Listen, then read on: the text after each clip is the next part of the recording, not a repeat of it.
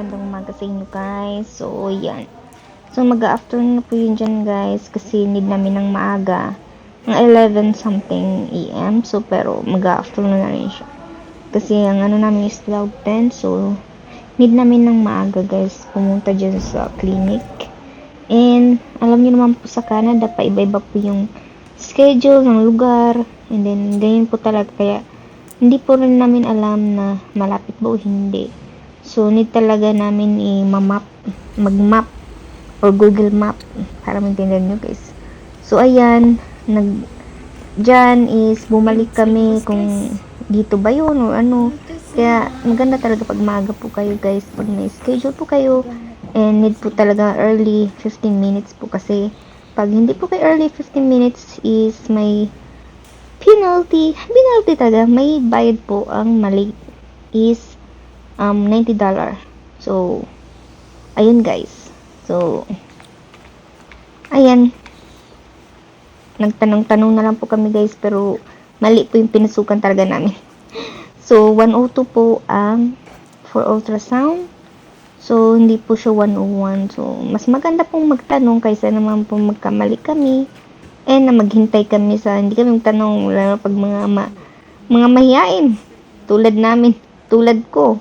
Mahiyain pa ako guys, pero may times na hindi. May, parang ganon, yung parang same thing, half-half. Mahiyain, may pagka-loka din. Ganon. Ayun guys, so, abangan niyo po ang aking ultrasound for my baby.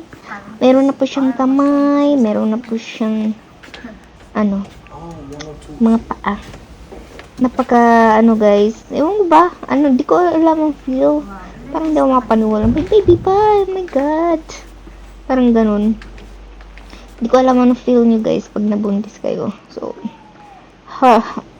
tawag nito. Hard. Guys, good morning. Time check is 11:55. So, waiting po tayo ng mga 20 minutes pa. 12:10 yung natin yung ultrasound guys. Dito kami sa Paris, Ontario. Paris, Ontario ng ating. So, ayun yung outfit ko. Dress yan kasi pag kasi look. So, ganyan lang guys. Dito muna ako sa bathroom kaya nasusuka pa rin ako. Dala ko nito. Grabe. Hirap.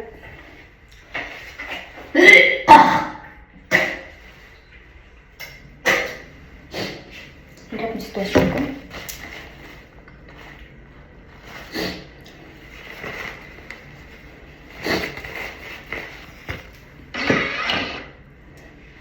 Thank you. Magas din yung kamay. Ito naman, oh. Wala pa yata tubig. Patay tayo dyan.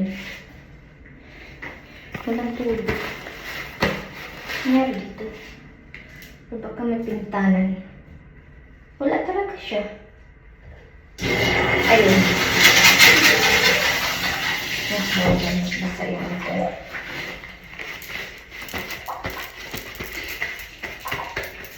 Ihi na ako pero bawal ako ihi.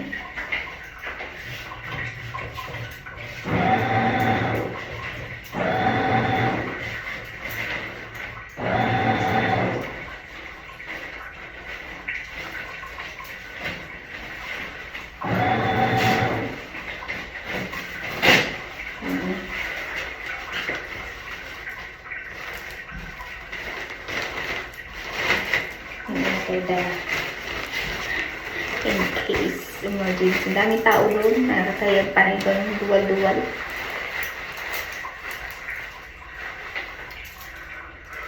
Okay lang, Mr. Ano natin?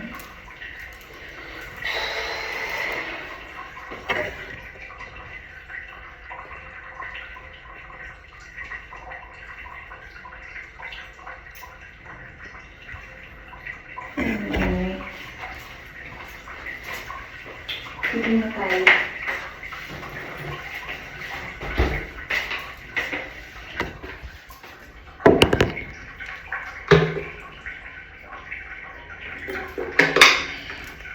May tubig lang kasi. Yung asawa ko dun. Hintay.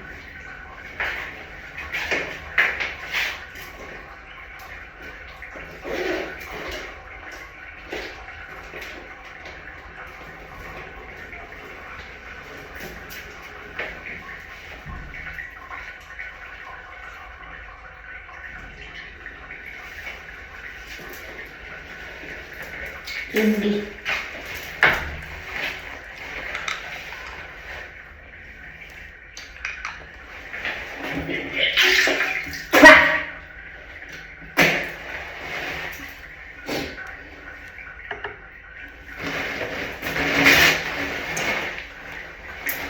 Fluid.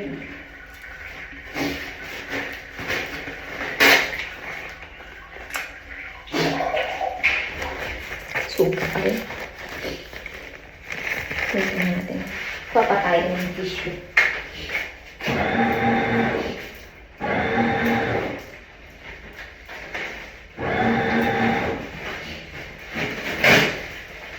Yung tissue niya. So, ano niya lang. Bigayan lang. Tapos lalabas na yung tissue. So, may tissue niya lang. Kakaiba niya. Hindi.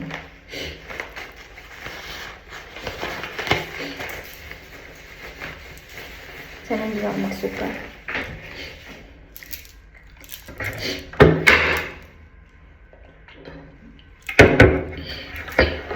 Dami CR.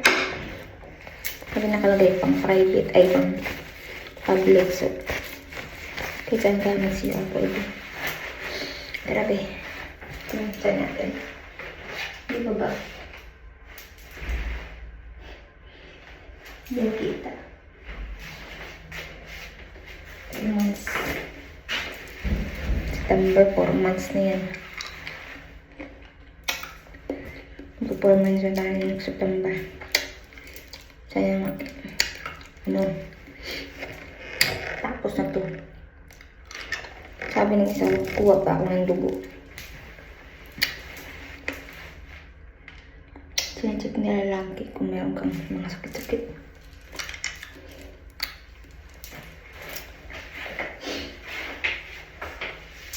Balik na tayo. Kasi mamaya, balitaan ko kayo. Na ako sa loob guys, ayan o. Tinatawag niya yung asawa ko para makita daw niya. So, tinanong niya yung pangalan na yan. Nandiyan na yun siya. Yung asawa ko. Tinignan niya yung baby niya. Ang saya-saya niya kasi kawig niya. Diyos ko po. Okay, so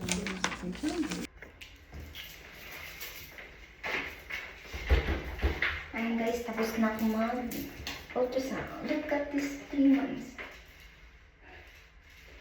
3 months. Kita ni baby, may mga kamay na.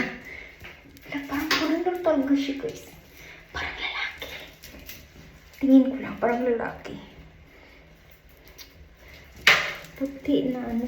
Puti. Black and white lang pala. Basta. May kamay na siya. Sakit ang likod ko kanina. Sakit. Kinikirot. Sintabi lang guys ako. May kasi ako dyan na. Guys, talagang tuwang-tuwa yung isa. Diyos ko po. Talaga yung ano niya. Makikita nyo naman po yung asawa ko. Ganun talaga yung face niya. Sabi niya, kung kuha daw yung nose, tsaka yung face. Yung ano, foreigner talaga ang face niya guys. Happy talaga siya. Kanina. Ayun guys, di ko na pinakita sa inyo yung last namin pag ano ng blood test. Hindi ako nakatulog. Na pinakita sa inyo, grabe, sobrang sakit din ah. Hindi man maingat yung babae na yun. Pero okay lang. At least, tiniis ko naman yung sobrang sakit. Yan guys, thank you so much.